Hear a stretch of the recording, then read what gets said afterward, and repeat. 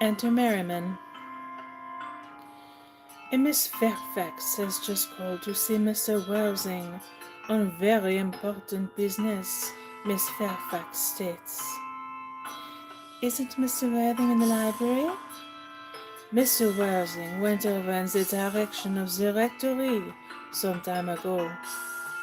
Pray ask the lady to come in here, Mr. Worthing is sure to be back soon, and you can bring tea. Yes, miss. Miss Fairfax, I suppose one of the many good elderly women who are associated with Uncle Jack in some of his philanthropic work in London. I don't quite like women who are interested in philanthropic work. I think it is so forward of them. Enter Merriman. Miss Fairfax. Enter Gwendolen. Exit Merriman. Pray, let me introduce myself to you. My name is Cecily Cardew. Cecily Cardew? What a very sweet name. Something tells me that we are going to be great friends. I like you already more than I can say. My first impressions of people are never wrong. How nice of you to like me so much after we have known each other such a comparatively short time. Pray sit down. I may call you Cecily, may I not? With pleasure. And you will always call me Gwendolen, won't you? If you wish. Then that is all quite settled, is it not? I hope so. Perhaps this might be a favorable opportunity for my mentioning who I am. My father is Lord Bracknell. You have never heard of Papa, I suppose? I don't think so. Outside the family circle, Papa, I'm glad to say, is entirely unknown. I think that is quite as it should be. The home seems to me to be the proper sphere for the man, and certainly, once a man begins to neglect his domestic duties, he becomes painfully effeminate, does he not? And I don't like that. It makes men so very attractive. Cecily, Mamma, whose views on education are remarkably strict, has brought me up to be extremely short-sighted. It is part of her system. So do you mind my looking at you through my glasses? Oh no, not at all, Gwendolen. I am very fond of being looked at. You are here on a short visit, I suppose? Oh no, I live here. Really? Your mother, no doubt, or some female relative of advanced years resides here also. Oh no, I have no mother, nor in fact any relations. Indeed? My dear guardian, with the assistance of Miss Prism, has the arduous task of looking after me. Your guardian? Yes, I am Mr. Worthing's ward. Oh, it is strange he never mentioned to me that he had a ward. How secretive of him. He grows more interesting hourly. I am not sure, however, that the news inspires me with feelings of unmixed delight. I am very fond of you, Cecily. I have liked you ever since I met you. But I am bound to state that now I know that you are Mr. Worthing's ward. I can't help expressing a wish you were, well, just a little older than you seem to be, and not quite so very alluring in appearance.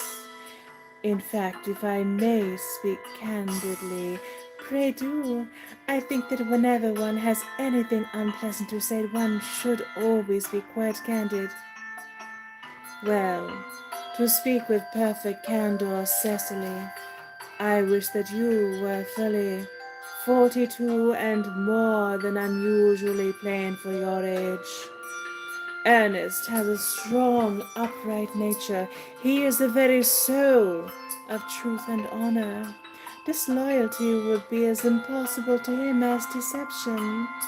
But even men of the noblest possible moral character are extremely susceptible to the influence of the physical charms of others.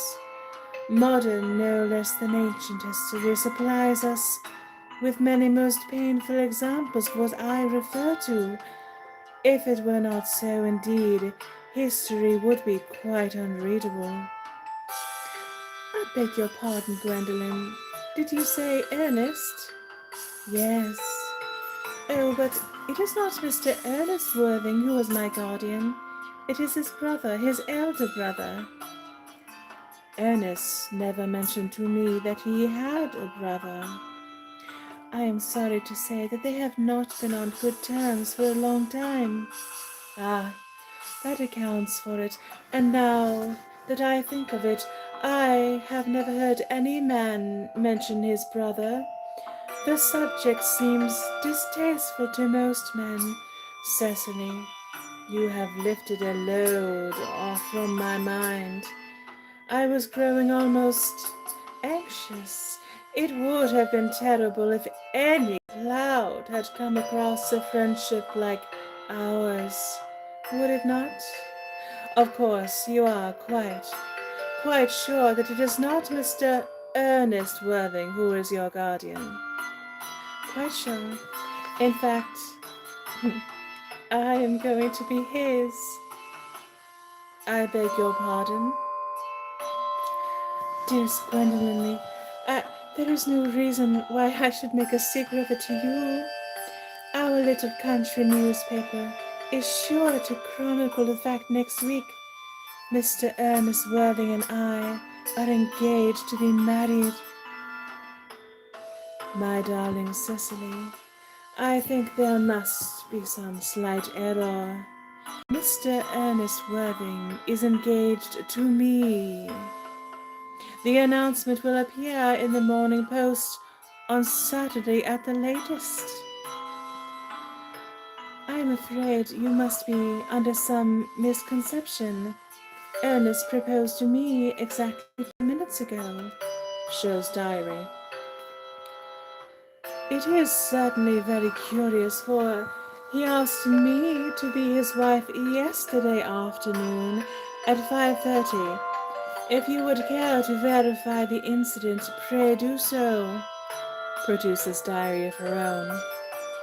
I never travel without my diary. One should always have something sensational to read on the train. I am so sorry, dear Cecily, if it is any disappointment to you, but I am afraid I have the prior claim. It would distress me more than I can tell you, dear Gwendolen, if it caused you any mental or physical anguish, but I feel bound to point out that since Ernest proposed to you, he has clearly changed his mind. If the poor fellow has been entrapped into any foolish promise, I shall consider it my duty to rescue him at once, and with a firm hand. Whatever unfortunate entanglement my dear boy may have got into, I will never reproach him with it after we are married. Do you allude to me, Miss Cardew, as an entanglement? You are presumptuous. On an occasion of this kind, it becomes more than a moral duty to speak one's mind. It becomes a pleasure. Do you suggest, Miss Fairfax, that I entrap Ernest into an engagement? How dare you? This is no time for wearing the shallow mask of manners. When I see a spade, I call it a spade. I am glad to say I have never seen a spade. It is obvious that our social spheres have been widely different. Enter Merriman, followed by the footman. He carries a salver, tablecloth, and plate stand. Cecily is about to retort. The presence of the servants exercises a restraining influence under which both girls chafe. Shall I say the tea here as usual, miss? Yes, as usual. Merriman begins to clear table and lay cloth. A long pause. Cecily and Gwendolen glare at each other. Are there many interesting walks in the vicinity, Miss Cardew? Oh yes, a great many. From the top of one of the hills quite close, one can see 5 counties. 5 counties? I don't think I should like that. I hate crowds. I suppose that is why you live in town. Gwendolen bites her lip and beats her foot nervously with her parasol. Quite a charming room this is of yours, Miss Cardew. So glad you like it, Miss Fairfax. I had no idea there was anything approaching good taste in the more remote county districts. It is quite a surprise to me. I'm afraid you judge of the country from what one sees in town. I believe most London houses are extremely vulgar. I suppose they do dazzle the rural mind. Personally, I cannot understand how anybody manages to exist in the country, if anybody who is anybody does. The country always bores me to death. This is what the newspapers call agricultural depression, is it not? I believe the aristocracy are suffering very much from it just as present.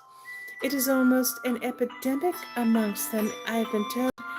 May I offer you some tea, Miss Fairfax?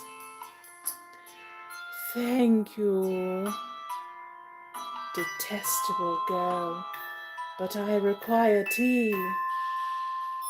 Sugar? No, thank you. Sugar is not fashionable anymore. Cecily looks angrily at her, takes up the tongs, and puts 4 lumps of sugar into the cup. Cake or bread and butter? Bread and butter, please. Cake is rarely seen at the best houses nowadays. Cecily cuts a very large slice of cake and puts it on the tray. And that to Miss Fairfax. Merriman does so and goes out with footman. Gwendolen drinks the tea and makes a grimace, puts down cup at once, reaches out her hand to the bread and butter, looks at it and finds it is cake, rises in indignation. You have filled my tea with lumps of sugar, and though I asked most distinctively for bread and butter, you have given me cake. I am known for the gentleness of my disposition and the extraordinary sweetness of my nature, but I tell you, Miss Cardew, you may go too far. To save my poor, innocent, trusting boy from the machinations of any other girl, there are no lengths to which I would not go. From the moment I saw you, I distrusted you. I felt that you are false and deceitful. I am never deceived in such matters. My first impressions of people are invariably right. It seems to me, Miss Fairfax, that I am trespassing on your valuable time. No doubt you have many other calls of a similar character to make in the neighborhood. Enter Jack. Ernest, my own Ernest. Gwendolen, darling, offers to kiss her. A moment. May I ask if you are engaged to be married to this young lady? To dear little Cecily? Of course not. What could have put you in such a pretty... What could have put such an idea into your pretty head? Thank you. You may. I knew there must be some misunderstanding, Miss Fairfax. The gentleman whose arm is at present round your waist is my guardian, Mr. John Worthing. I beg your pardon. This is Uncle Jack. Jack? Oh! Enter Algernon. Here is Ernest. Algernon goes over to Cecily without noticing anyone else. My own love. Offers to kiss her. A moment, Ernest. May I ask you, are you engaged to be married to this young lady? To what young lady? Good heavens, Gwendolen! Yes, to good heavens, Gwendolen. I mean to Gwendolen. Of course not. What could have put such an idea into your pretty little head? Thank you. You may. I felt there was some slight error, Miss Cardew. The gentleman who is now embracing you is my cousin, Mr. Algernon Moncrief. Algernon Moncrief? Oh! The two girls moved towards each other and put their arms round each other's waists as if for protection. Are you called Algernon? I cannot deny it. Oh! Is your name really John? I could deny it if I liked. I could deny anything if I liked. But my name certainly is John. It has been John for years. A gross deception has been practiced on both of us. My poor wounded Cecily. My sweet wronged Gwendolen. You will call me sister, will you not? They embrace. Jack and Algernon groan and walk up and down. There's just one question I would like to be allowed to ask my guardian.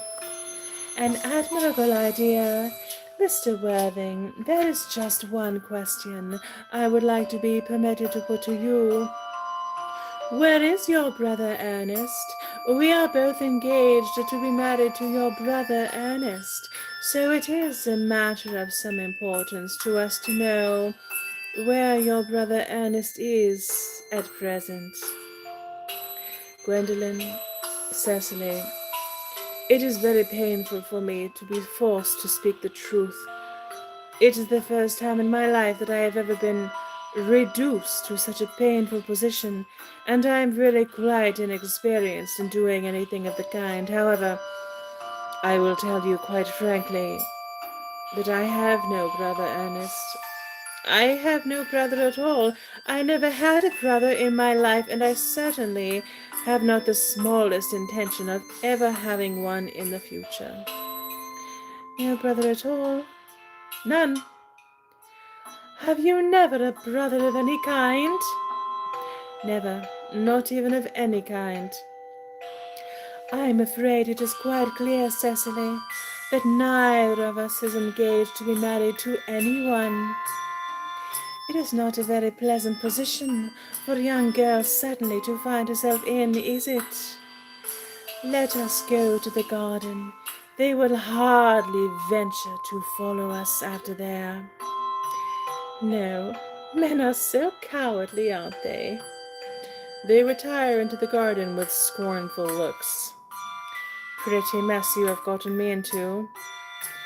Algernon sits down at the tea table and pours out some tea. He seems quite unconcerned.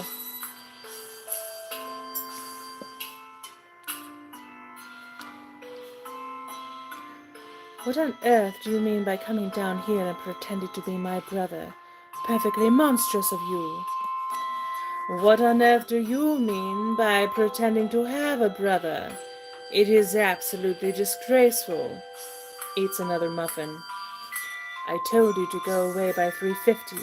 I ordered the dog cart for you. Why on earth didn't you take it? I hadn't had my tea. This ghastly state of things is what you call bunburying, I suppose. Yes, and a perfectly wonderful bunburying it is. The most wonderful bunbury I have ever had in my life. Well, you've no right whatsoever to Bunbury here. That is absurd. One has a right to Bunbury anywhere one chooses. Even serious Bunburyist knows that. Serious Bunburyist. Good heavens. Well, one must be serious about something if one wants to have any amusement in life.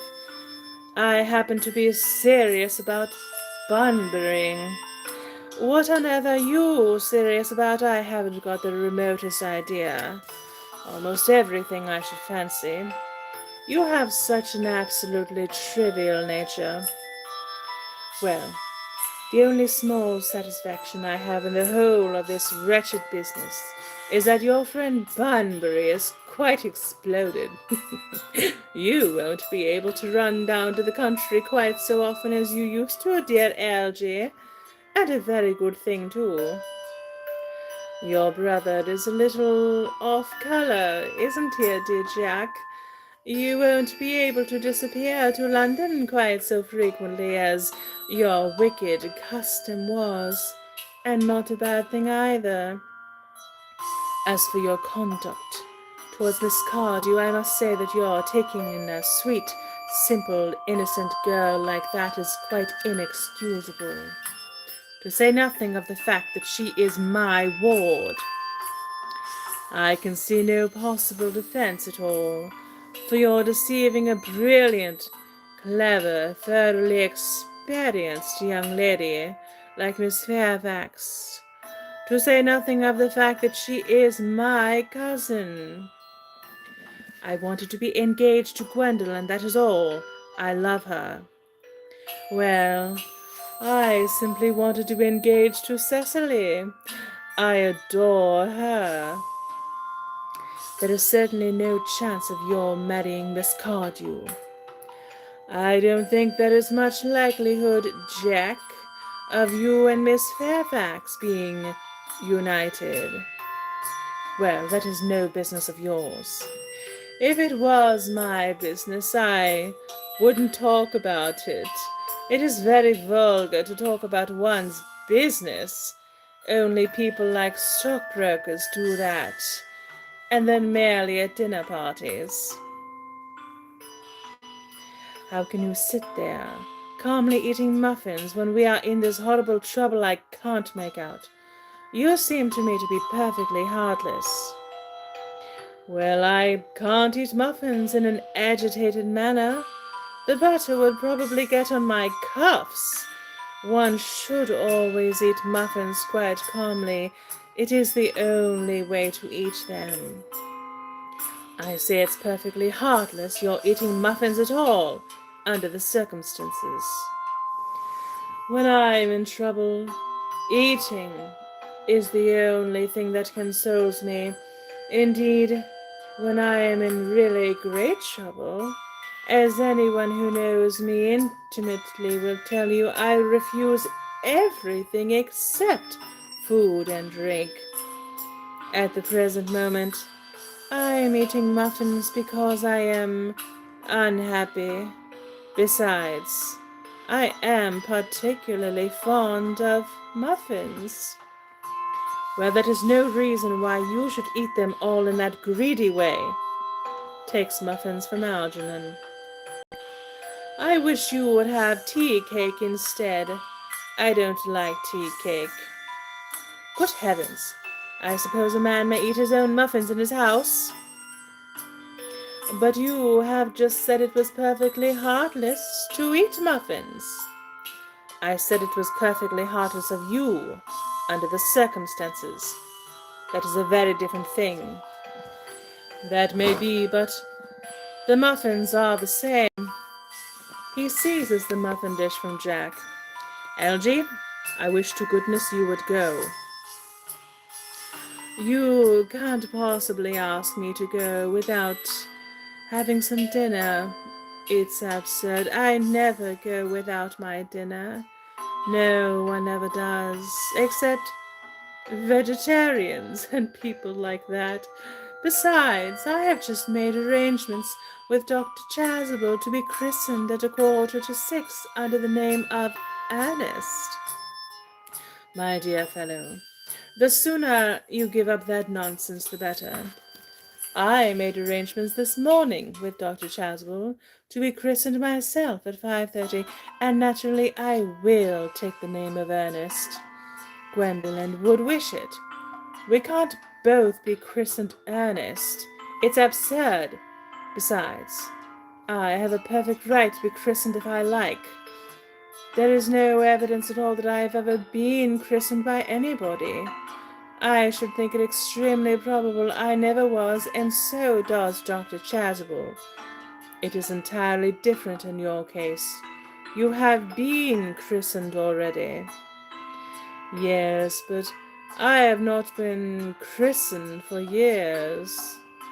Yes, but you have been christened. That is the important thing. Quite so. So I know my constitution can stand it. If you are not sure about your ever having been christened, I must say, I think it rather dangerous your venturing on it now. It might make you very unwell. You can hardly have forgotten that someone very closely connected with you was nearly carried off this week in Paris by a severe chill. Yes, but you said yourself it was not hereditary or anything of that kind. It usedn't to be, I know, but I dare say it is now. Science is always making wonderful improvements in things. May I ask, Algy, what on earth do you propose to do? Nothing. That is what I have been trying to do for the last 10 minutes, and you have kept on doing everything in your power to distract my attention from my work. Well, I shall go out into the garden and see Gwendolen. I feel quite sure she expects me. I know from her extremely cold manner that Cecily expects me, so I certainly shan't go into the garden. When a man does exactly what a woman expects him to do, she doesn't think much of him. One should always do what a woman doesn't expect, just as one should always say what she doesn't understand. The result is invariably perfect sympathy on both sides. Oh, that is nonsense. You are always talking nonsense. It is much cleverer to talk nonsense than to listen to it, my dear fellow, and a much rarer thing too, in spite of all the public may say. I don't listen to you. I just can't listen to you. Oh, that is merely false modesty. You know perfectly well you could listen to me if you tried. You always underrate yourself. An absurd thing to do nowadays, when there are such a lot of conceited people about. Jack, you are eating the muffins again. I wish you wouldn't. There are only 2 left. Removes plate. I told you I was particularly fond of muffins, but I hate tea cake. Why on earth do you allow tea cake to be served up to your guests then? What ideas you have about hospitality. Oh, that is not the point. We are not discussing tea cakes. Algy, you are perfectly maddening. You never can stick to the point in any conversation. No, it always hurts me. Good heavens, what affectation! I loathe affectation. Well, my dear fellow, if you don't like affectation, I really don't see what you can like. Besides, it isn't affectation. The point always does hurt me, and I hate physical pain of any kind. Jack glares at Algernon, walks up and down stage, finally comes up to table. Algy? I have already told you to go. I don't want you here. Why don't you go? I haven't quite finished my tea yet, and there is still one muffin left. Takes the last muffin. Jack groans and sinks down in a chair and buries his face in his hands. Act drop. Act 4. Scene. The same. Jack and Algernon, discovered in the same position as in the close of Act 3, enter behind Gwendolen and Cecily. The fact that they did not follow us at once into the garden, as anyone else would have done, seems to show me that they have some sense of shame left. They have been eating muffins. That looks like repentance. They don't seem to notice us at all. Couldn't you cough? But I haven't got a cough. They are looking at us. What effrontery! They're approaching. That's very forward of them. Let us preserve a dignified silence. Certainly, it is the only thing to do. Jack and Algernon whistle some dreadful popular air from a British opera. This dignified silence seems to produce an unpleasant effect, a most distasteful one. But we will not be the first to speak. Certainly not. Mr. Worthing, I have something very particular to ask you. Much depends on your reply. Gwendolen, your common sense is invaluable. Mr. Moncrief, kindly answer me the following question. Why did you pretend to be my guardian's brother? In order that I might have the opportunity of meeting you. That certainly seems a satisfactory explanation, does it not? Yes, dear, if you can believe him. I don't, but that does not affect the wonderful beauty of his answer. True, in matters of grave importance, style, not sincerity, is the vital thing. Mr. Worthing, what explanation can you offer me for pretending to have a brother? What is this in order that you might have an opportunity of coming up to town to see me as often as possible? Can you doubt it, Miss Fairfax? I have the greatest doubts upon the subject, but I intend to crush them. This is not the moment for German skepticism. Their explanations appear to be quite satisfactory, especially Mr. Worthing's. That seems to me to have the stamp of truth upon it. I am more than content with what Mr. Moncrief has said. His voice alone inspires one with absolute credulity. Then you think we should forgive them? Yes, I mean no. True, I had forgotten. There are principles at stake that one cannot surrender.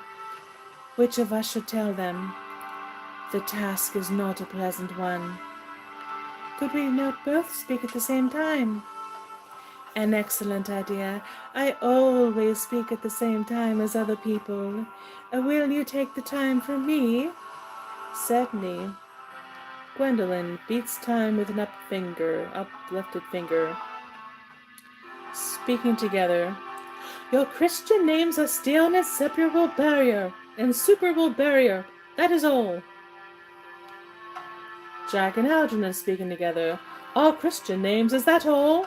But we are going to be christened this afternoon. For my sake, you are prepared to do this terrible thing? I am. To please me, you are ready to face this fearful ordeal? I am. How absurd to talk of the equality of the sexes. Where questions of self-sacrifice are concerned, men are infinitely beyond us. We are. They have moments of physical courage of which we women know absolutely nothing. Darling, They fall into each other's arms. Enter Merriman. When he enters, he coughs loudly, seeing the situation. Lady Bracknell. Good heavens. Enter Lady Bracknell. The couple separate in alarm. Exit Merriman. Gwendolen, what does this mean? Merely that I am engaged to be married to Mr. Worthing, mamma. Come here, sit down. Sit down immediately. Hesitation of any kind is a sign of mental decay in the young, of physical weakness in the old. Turns to Jack. Apprised, sir, of my daughter's sudden flight by a trusty maid, whose confidence I purchased by means of a small coin. I followed her at once by a luggage train. Her unhappy father is, I am glad to say, under the impression that she is attending a more than usually lengthy lecture by the University Extension Scheme on the influence of a permanent income on thought. I do not propose to undeceive him. Indeed, I have never undeceived him on any question. I would consider it wrong. But of course you will clearly understand that all communication between yourself and my daughter must cease immediately from this moment. On this point, as indeed on all points, I am firm. I am engaged to be married to Gwendolen, Lady Bracknell. You are nothing of the kind, sir. And now, as regards Algernon. Algernon. Yes, Aunt Augusta. May I ask if it is in this house that your invalid friend, Mr. Bunbury, resides? Oh, no, Bunbury doesn't live here. Bunbury is somewhere else at present. In fact, Bunbury is dead. Dead? When did Mr. Bunbury die? His death must have been extremely sudden. Oh, I killed Bunbury this afternoon. I mean, poor Bunbury died this afternoon. What did he die of? Bunbury? Oh, he was quite exploded. Exploded? Was he the victim of a revolutionary outrage? I was not aware that Mr. Bunbury was interested in social legislation. If so, he is well punished for his morbidity. My dear Aunt Augusta, I mean, he was found out. The doctors found out that Bunbury could not live. That is what I mean. So Bunbury died. He seems to have had a great confidence in the opinion of his physicians. I am glad, however, that he made up his mind at the last to some definite course of action, and acted under proper medical advice. And now that we have finally got rid of this Mr. Bunbury, may I ask, Mr. Worthing, who is that young person whose hand my nephew Algernon is now holding in what seems to me a peculiarly unnecessary manner? That lady is Miss Cecily Cardew, my ward. Lady Bracknell bows coldly to Cecily. I am engaged to be married to Cecily, Aunt Augusta. I beg your pardon. Mr. Moncrief and I are engaged to be married, Lady Bracknell. Lady Bracknell, with a shiver, crossing to the sofa and sitting down. I do not know whether there is anything peculiarly exciting in the air of this particular part of Hertfordshire, but the number of engagements that go on seems to me considerably above the proper average that statistics have laid down for our guidance. I think some preliminary inquiry on my part would not be out of place. Mr. Worthing, is Miss Cardew at all connected with any of the larger railway stations in London. I merely desire information. Until yesterday, I had no idea that there were families or persons whose origin was Etermus. Jack looks perfectly furious, but restrains himself. Miss Cardew is the granddaughter of the late Mr. Thomas Cardew of 149 Belgrave Square, Southwest, Gervais Park, Dorking, Surrey, and the Sporran Fisher N.B. That sounds not unsatisfactory. 3 addresses always inspires confidence, even in tradesmen. But what proof have I of their authenticity? I have carefully preserved the court guides of the period. They are open to your inspection, Lady Bracknell. I have known strange errors in that publication. Miss Cardew's family solicitors are Messrs. Markby and Markby of the 149A Lincoln's Inn Fields, West and Central District, London. I have no doubt they will be happy to supply you with any further information. Their office hours are from 10. Markby and Markby, a firm of the very highest position in their profession. Indeed, I am told that one of the Mr. Markbys is occasionally to be seen at dinner parties. So far, I am satisfied. How extremely kind of you, Lady Bracknell. I have also in my possession, you will be pleased to hear, certificates of Miss Cardew's birth, baptism, whooping cough, registration, vaccination, confirmation, and the measles, both the German and the English variety. Ah, a life crowded with incident, I see, though perhaps somewhat too exciting for a young girl. I am not myself in favor of premature experiences. Gwendolen, the time approaches for our departure. We have not a moment to lose. As a matter of form, Mr. Worthing, I had better ask you if Miss Cardew has any little fortune. Oh, about £130 in the funds. That is all. Goodbye, Lady Bracknell. So pleased to have seen you. A moment, Mr. Worthing. £130,000, and in the funds. Miss Cardew seems to me a most attractive young lady now that I look at her. Few girls of the present day have any really solid qualities, and any of the qualities that last and improve with time. We live, I regret to say, in an age of surfaces. Come over here, dear. Pretty child, your dress is sadly simple, and your hair seems almost as nature might have left it. But we can soon alter all that. A thoroughly experienced French maid produces a really marvelous result in a very brief space of time.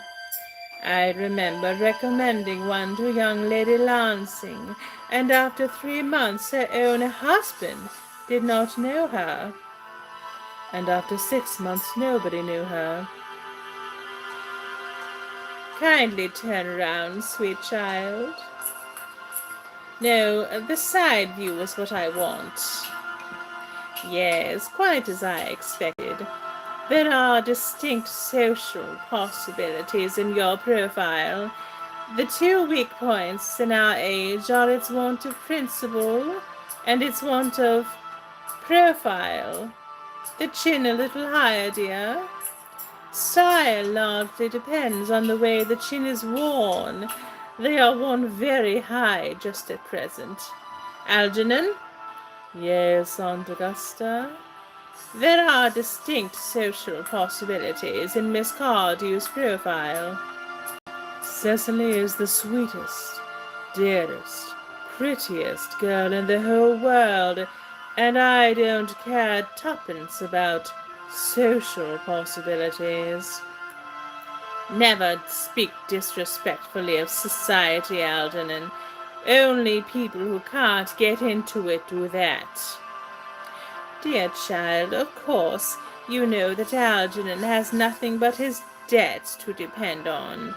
But I do not approve of mercenary marriages. When I married Lord Bracknell, I had no fortune of any kind, but I never dreamed for a moment of allowing that to stand in my way. Well, I suppose I must give my consent. Thank you, Aunt Augusta. Cecily, you may kiss me. Thank you, Lady Bracknell. You may also address me as Aunt Augusta for the future. Thank you, Aunt Augusta. The marriage, I think, had better take place quite soon. Thank you, Aunt Augusta. Thank you, Aunt Augusta. To speak frankly, I am not in favor of long engagements. They give people the opportunity of finding out each other's characters before marriage, which I think is never advisable. I beg your pardon for interrupting you, Lady Bracknell, but this engagement is quite out of the question. I am Miss Cardew's guardian, and she cannot marry without my consent until she comes of age. That consent I absolutely decline to give. Upon what grounds, may I ask? Algernon is an extremely, I may almost say an ostentatiously eligible young man. He has nothing, but he looks everything. What more can one desire? It pains me very much to have to speak frankly to you, Lady Bracknell, about your nephew, but the fact is that I do not approve at all of his moral character. I suspect him of being untruthful. Algernon and Cicely look at him in indignant amazement. Untruthful? My nephew Algernon? Impossible. He is an Oxonian. I fear there can be no possible doubt about the matter. This afternoon, during my temporary absence in London on an important question of romance, he obtained admission to my house by means of the false pretense of being my brother. Under an assumed name, he drank, I've just been informed by my butler, an entire pint of my Perrier-Jouet Brut 89 wine I was specially reserving for myself. Continuing his disgraceful deception, he continued in the course of the afternoon in alienating the affections of my only ward. He subsequently stayed to tea and devoured every single muffin. And what makes his conduct all the more heartless is that he was perfectly well aware from the first that I have no brother, that I never had a brother, and that I don't intend to have a brother. Not even of any kind. I distinctly told him so myself yesterday afternoon. Thank you for letting me read to you tonight. Please check the description for where to buy my art and my channel page for where to send me a one-time donation. Later.